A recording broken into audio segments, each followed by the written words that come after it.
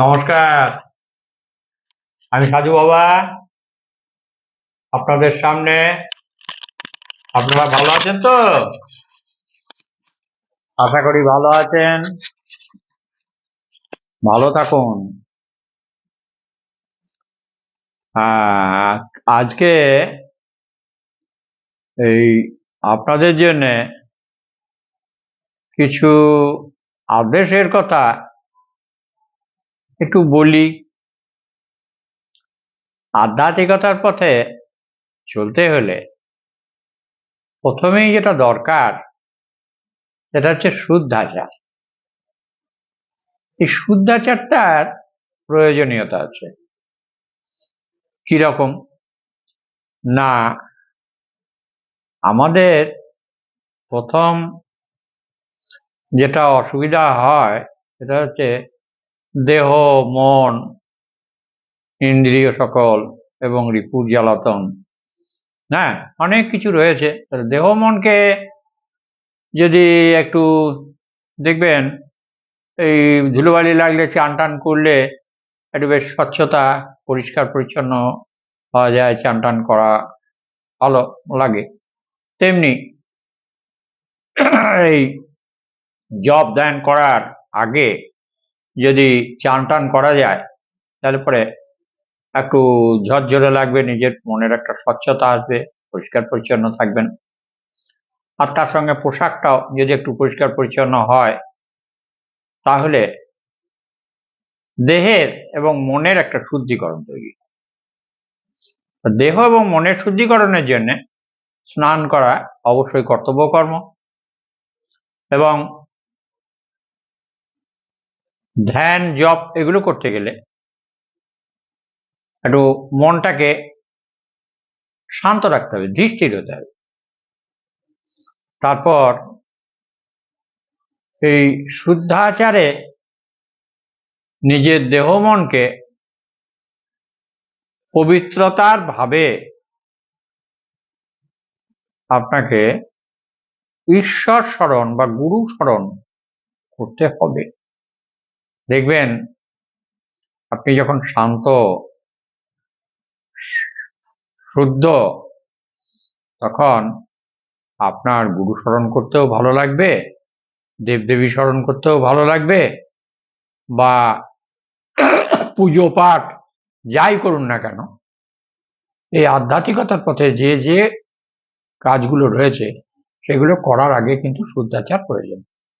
এছাড়াও যদি আপনি সারা দিন যদি শুদ্ধাচারে থাকেন তাহলে আপনার কথাবার্তা, চালচলন, হ্যাঁ, সৎকর্ম, ভালো কথা বলা, এগুলো সব ভালো হবে এবং অসৎ পথে যেতে ইচ্ছে হবে না। আর কোনো খারাপ বা নোংরা জিনিস ভাবতেও ভালো লাগবে না। তখন দেখবেন সবসময় ভালো কিছু ভাবতে ইচ্ছা হচ্ছে, ভালো কিছু করতে ইচ্ছা হচ্ছে, ভালো কথা বলতে ইচ্ছা হচ্ছে। তাহলে সবার আগে যেটা প্রয়োজন সেটা হচ্ছে শুদ্ধাচার। এই শুদ্ধাচার না হলে আপনার আধ্যাত্মিকতার পথে উন্নতি হওয়া কিন্তু একটু মুশকিল হয়ে পড়বে। আপনি তো যদি ভূত প্রেত সাধনা করেন তাহলে সেটা আলাদা কথা, ওখানে আবার অন্যরকম ব্যাপার, সম্পূর্ণ বিপরীত। আমি ওই দিককার কথা বলছি না। তাহলে শুদ্ধাচারের প্রয়োজন আছে। যে সমস্ত কথা আমরা বৈদিক ভাবধারা থেকে আধ্যাত্মিকতার পথের কথা আমরা বলছি। এবার দেখুন, শুদ্ধাচারে থাকাকালীন আপনার ভালো ভালো মানুষের সঙ্গে কথা বলতে ইচ্ছা হবে, যারা আপনার মর্যাদা দেবে, যারা আপনাকে ভালোবাসবে, যারা আপনার মানটা বুঝবে, তারা আপনাকে সম্মান জানাবে। এ হচ্ছে শুদ্ধাচারের গুণ। শুদ্ধাচারে থাকলে কথাগুলো শুদ্ধ হবে, অশুদ্ধ হবে না। মনটাও ভালো থাকবে, আপনি শান্ত হতে পারবেন। আর শান্ত হলেই শান্তি পাবেন। যতক্ষণ শান্ত হচ্ছেন না বিক্ষিপ্ত মনে থাকছেন, হ্যাঁ, ততক্ষণ আপনি কিন্তু শান্তি পাচ্ছেন। তাহলে মনটাকে যদি বিক্ষিপ্ত না রাখেন, আপনি যদি মনটাকে শান্ত রাখেন, নিজে যদি শান্ত হন, তাহলে শুদ্ধাচার অবশ্যই কর্তব্য কর্ম এবং শুদ্ধাচারে থাকার চেষ্টা করবেন। এরপর আরো কথা হচ্ছে যে ভালোবাসবেন, সবাইকে নিয়ে চলতে হবে, কাউকে তো বাদ দেওয়া যাবে না, কিন্তু সবাইকে নিয়ে চলবেন ঠিকই, চলতে হবে, সবার সঙ্গে তালে তাল মেলাতে হবে, সবাইকে ভালোবাসতে হবে, তবে কিন্তু একটু দূর থেকে, অজ্ঞানী মানুষের কাছ থেকে একটু দূরে থাকবেন। কেন? সব মানুষ আপনার সমান নয়, আপনি সংক্রামিত হবেন, কাজে আপনি যেন সংক্রামিত না হন সেই দিকটা কিন্তু খুব খেয়াল রাখতে হবে। প্রত্যেকটা মানুষই দোষ গুণের, তাহলে যারা দোষ গুণের মানুষ তারা যদি আপনাকে বারবার স্পর্শ করে, আপনার কাছাকাছি যদি থাকে, তাহলে কি হবে না, আপনি তাদের যে মনের ভাব, তাদের যে চিন্তা ভাবনা, তাদের যে মনের মধ্যে যে সমস্ত অপকর্ম বা কুচিন্তা রয়েছে, সেই চিন্তাগুলো তারা যদি আপনার সামনে বসে করে, তাহলে আপনি সংক্রামিত হবেন এবং তার একটা প্রভাব তার কাছ থেকে এসে আপনাকে সংক্রামিত করবে। আর আপনি যদি একটু দূরে থাকেন, তাহলে আপনাকে সংক্রামিত করতে পারবে না। এটা মাথায় রাখবেন। দেখবেন অনেক গুরুদেব আছেন, অনেক মহাত্মা আছেন, তারা প্রণাম নিতে যান না। কেন না? প্রণাম নিলে ওই যে ছুঁয়ে দেবে, আপনার পাটাকে স্পর্শ করবে, কাছে আসবে, আপনি সংক্রামিত হবেন। এই জন্যে ওই দূরে থাক, 3 হাত 3.5 হাত দূরে থাক, তার মানে আমার ছায়াটাও যেন সে স্পর্শ না করতে পারে। আমি নিজের যে আমার যে ছায়াটা পড়বে, সেই ছায়াটাও তো সে আমি, সেই ছায়াটাতে যদি পা রাখে বা ছায়াটার মধ্যে যদি সেই সীমানায় আসে, তাহলে আমি সংক্রামিত হব। আর যদি ওই 3.5 হাত দূরে থাকে, তাহলে আমি সংক্রামিত হচ্ছি না। আমি যদি সংক্রামিত হয়ে যাই, তাহলে আমি যদি শুদ্ধাচারে না থাকি, তাহলে সর্ষের মধ্যেই তো ভূত হয়ে যাবে। হ্যাঁ, তাহলে ভূত তো ছাড়াবে কি করে? আমি যদি নোংরা হই আর আমার মধ্যে যদি সংকীর্ণতা বাসা বাঁধে, তাহলে আমি আপনার সংকীর্ণতাটাকে দূর করবো কি করে? হ্যাঁ, সেই জন্য বলছি, আপনি নিজে ভালো থাকুন। আপনি নিজে ভালো থাকলে আপনার পারিপার্শ্বিক ভালো থাকবে, আপনার আত্মীয় স্বজন ভালো থাকবে, আপনিও ভালো থাকবেন, আর আপনি অনেককে ভালো করতে পারবেন, নচেত পারবেন। বোঝা গেল কি বললাম? করুন। এরপর আরো কিছু বলি। আমার গলাটা চট করছে গো। ভক্তিযোগ, ভক্তিযোগে পাগল প্রায় অবস্থা, না হলে ওই সর্বময় কৃষ্ণ, সর্বময় ঈশ্বর, সর্বময় মা, এইটা বোধে আসবে না। সবই ঠাকুর, কোনটা ঠাকুর না? হ্যাঁ, আমিও ঠাকুর, আপনিও ঠাকুর, ঠাকুরই ঠাকুরের কথা শোনে। হ্যাঁ, যে ঠাকুর নয় সে ঠাকুরের কথা শুনবে? যে সাধু নয় সে সাধু কথা শুনবে? শুনবে না। হ্যাঁ, তেমনি আপনার কাছে যারা আসবে, তারা জানবে না আপনার মতন ক্যাটাগরি মিল থাকতে হবে, তাহলে মেলামেশাটা ভালো হবে। আর ক্যাটাগরিটা যদি গোলমাল হয়ে যায় না, হ্যাঁ, একটু বেশি ডিফার হয়ে যায়, তাহলে আর মিলবে না তার সঙ্গে। যাই হোক, সবাইকে নিয়ে থাকুন, সবাইকে নিয়ে চলুন, তবে একটু দূরে দূরে থাকবেন, তাহলে ভালো থাকবেন। হ্যাঁ, ঠিক বললাম তো? হ্যাঁ, ঠিক বললাম। যাই হোক, এরপরে কি, ঈশ্বর দর্শন একটা ভাব, তাই না? যাই হোক, সেই ভাবটা যেতে গেলে, পৌঁছাতে গেলে আপনার সেই রকম অবস্থা হতে হবে। সাধকদের অনেক রকম অবস্থা হয়, এক এক অবস্থায় এক এক রকম দর্শন হয়, আর কোনো একটা অবস্থায় ঈশ্বর দর্শন হয়। ঈশ্বর দর্শনটা সারা জীবন না হলেও একবার দুবার যাই হয়, তাতে সে বুঝে যায় জায়গাটা কোনখানটা, আর সেই জায়গাটাতে পৌঁছাতে হবে। হ্যাঁ, তাহলে প্রতিদিনই স্বাদ পাওয়া যাবে, সেই ওই একটাই জিনিস, নাকি? হ্যাঁ, সেটা আবার কিরকম গো, একটু রসিয়ে বলবো কি? হ্যাঁ, না থাক, অনেক লোক শুনবেন, দরকার নাই।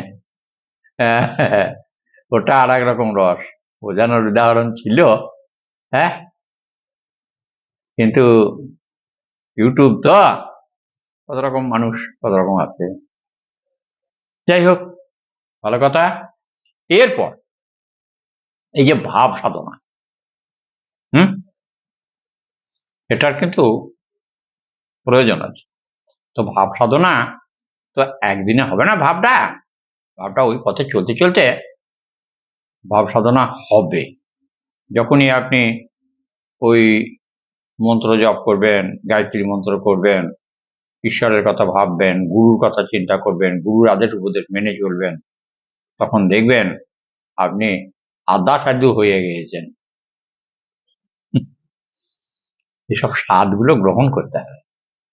আর যারা এই আধ্যাত্মিকতার স্বাদ একবার পেয়ে গিয়েছে না, তারা আর এই অন্য কিছু ভালো লাগবে না, সবই তাদের কাছে অগ্রাহ্য হয়। কেন হয় না, এইটা এত সুন্দর এবং এত আমাদের দেহ মনকে কেন্দ্র করে যে ভাবটা তৈরি হয়, সেই ভাবটাতে আর ওই ভাবের লোক আর পাওয়া যায় না। পেলে ভালো, দু একজনকে পাওয়া যাবে, যেমন মহারাজ পাওয়া যাবে, সাধু সন্ন্যাসী পাওয়া যাবে, তাদের সঙ্গে কথা বলতে ভালো লাগবে।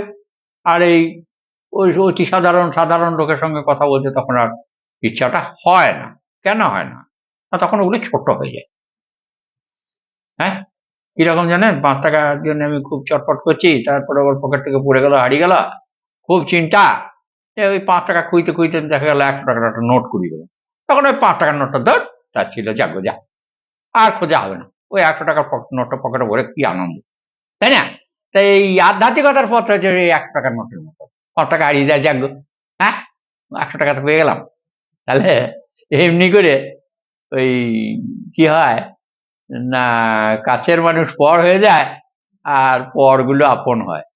হ্যাঁ, তার মানে যারা আগে আমার সঙ্গে ছিল, এই তারা যেন একটু দূরে হয়ে যাচ্ছে। যেমন অনেক দিনের পর যখন উচ্চ স্তরে বা জ্ঞানীগুণী মানুষের সঙ্গে, মহাত্মাদের সঙ্গে, সাধুগুরু বৈষ্ণবের সঙ্গে সঙ্গ করে করে ওই সে নিজেও যখন সাধুগুরু বৈষ্ণব হয়ে গিয়েছে, তখন কি হয় না, ওই যারা আগের বন্ধু ছিল তারা সব কিন্তু সরে গেছে। হ্যাঁ, হ্যাঁ, নিয়ে এই যারা জ্ঞানীগুণী মহাত্মা সাধুগুরু বৈষ্ণব, তাদের সঙ্গে সঙ্গ করার পরে ওই সাধু কথা কয়টি ভালো লাগছে, সাধু পথে চলতে ভালো লাগছে, পুজো পাঠ করতে ভালো লাগছে। হ্যাঁ, এইগুলো হবে আপনাদের জীবনে, আপনারা করুন, অবশ্যই হবে। ভালো স্বাদ গ্রহণ করুন, সুন্দরভাবে থাকুন, বাঁচার মতো বাঁচুন, মাথা উঁচু করে বাঁচুন, মাথা নিচু করে নয়, কখনো না। কেন আমরা কিছু পেতে চাই, এই সংসারে এসে জন্মগ্রহণ করেছি, শুধু শুধু এমনি এমনি চলে যাব না, কিছু করে যাব, কিছু রেখে যাব। আর যা রেখে যাব সেইটা ভাঙিয়ে পরবর্তীকালে যারা আসছে, যারা রয়েছে, যারা থেকে গেল, তারা কোরকমে খাবে, সেটাকে ভাঙিয়ে খাবে। হ্যাঁ, সেটাকে কাজে লাগাবে, সেরকম কিছু দিয়ে যেতে হবে। আমি বলে যাচ্ছি, এরপরে যে সমস্ত ছেলেরা রয়েছে, মেয়েরা রয়েছে, তারা এগিয়ে চলুক, এটা আমি আশা রাখি। তারা তাদের ভবিষ্যৎ তৈরি করুক, তারা সুন্দর হোক, আধ্যাত্মিকতার পথে উন্নতি করুক। আর আধ্যাত্মিকতার পথে যে উন্নতি করতে পারবে, সে সমস্ত কাজে দিগ্বিজয়ী হবে এবং উন্নতি করতে পারবে, সাফল্য অবশ্যই পাবে। জীবনের সাফল্য হচ্ছে চরমতম পাওনা, আর সাফল্যই সিদ্ধি। সিদ্ধি মানে হ্যাঁ, কাঁচাটা পাকা হওয়া। কাঁচাটা পাকা হতে হবে। কাঁচা আমিটা যেদিন পাকা আমি হয়ে যাবে, সেদিন তিনিও মহাত্মা, তিনিও জ্ঞানী, তিনিও যোগী, তিনিও মহাপুরুষ। তাই কাঁচা আমিটাকে নিয়ে বেশি বাহাদুরি করার কিছু নাই। কাঁচা আমিটাই বলে আমার টাকা, আমার পয়সা, আমার ধন, আমার দৌলত, হ্যাঁ? আর যেদিন আমিটা পাকা হয়ে যায় সেদিন বলে আমিটাই সেই তিনি। হ্যাঁ, সেই তিনিটাই আমি, আমিটা তিনি আর তিনিটাই আমি। কাজেই আমি যা বলছি সেটা তিনিই বলছেন। আজকে আপনাদের সামনে এই যে 2-4 কথা বললাম, এই কথাগুলো শুনে যদি একটু মনন করেন, মন্থন করেন, তাহলে এখান থেকে মুঠো মুঠো অমৃত উঠে আসবে। আর এই অমৃত বাণীর মতো এই সুন্দর কথাগুলো যদি আপনারা মনে প্রাণে মেনে নিতে পারেন, আশা করি আপনাদের ভবিষ্যৎ সুন্দর হবে। আপনাদের উত্তরপুরুষ যারা আপনার পরবর্তীকালে রয়ে যাচ্ছে তাদের মঙ্গল হবেই। এ আমার মঙ্গলময়ী মায়ের চরণে প্রণাম জানিয়ে আমি আজকে আপনাদের সামনে কথা বলা বন্ধ করলাম। নমস্কার, ভালো থাকুন।